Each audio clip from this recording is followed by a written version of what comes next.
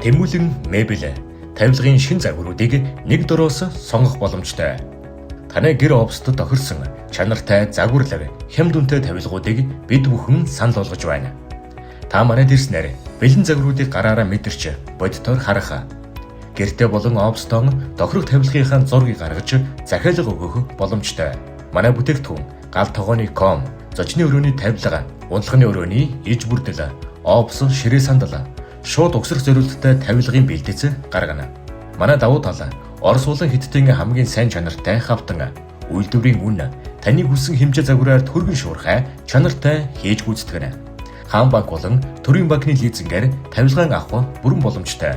Манай хаяг Сүхбаатар аймаг Баруун Урдсум 1-р баг Амгалангийн 15 тоот. Харилцагуудаас 8940 8940 9916 13 12.